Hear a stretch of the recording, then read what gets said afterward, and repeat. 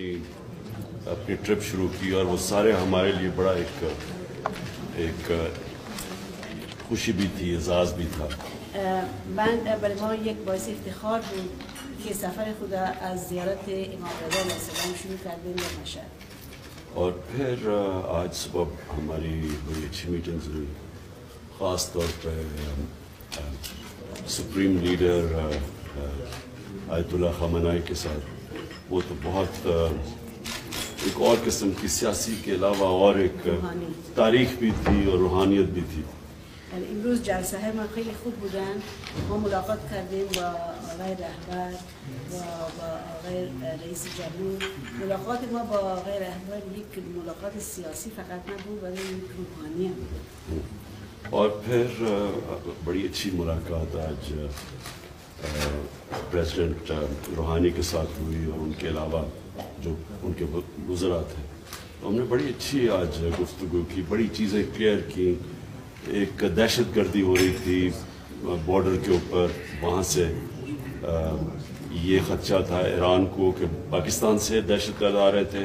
हमें ये था कि इधर से उधर जाके लोग, अभी हमारे 14 हमारे लोग शहीद हुए हैं, हमारे सिक्योरिटी फोर्सेस, तो उसके ऊपर हमने बड़ी चीज़ें तय की हैं इस बारे में.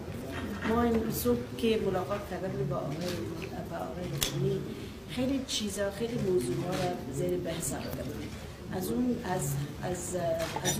مهمترین بود این مشکل تروریسم که امنیت منطقه ما را و امنیت مرز ما را به خطر انداخته.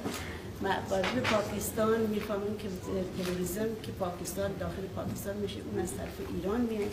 مردم ایران میگن که اون تروریسم با ایران از پاکستان میاد.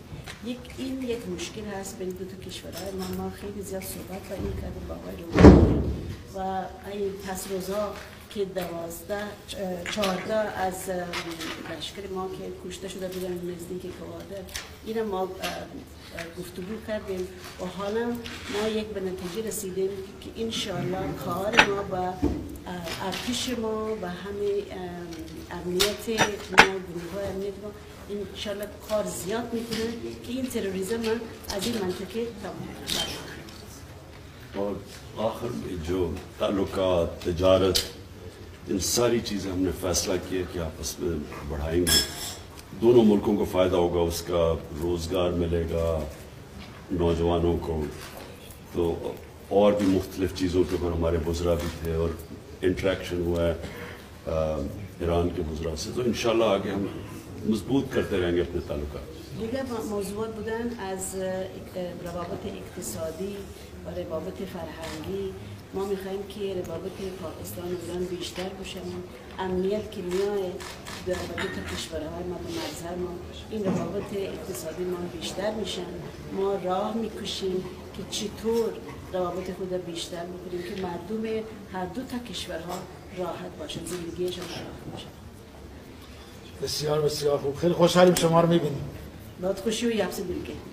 از دیرباز البته اخبار شما رو در هم حزب انصاف هم در جهان سیاست دنبال میکردن. به هر حال اعتماد مردم پاکستان یک سرمایه خیلی بزرگی برای شما. چند بار من پاکستان آمدم و در دوره‌های مختلف. انشالله دوره شما دوره بسیار خوبی باشه.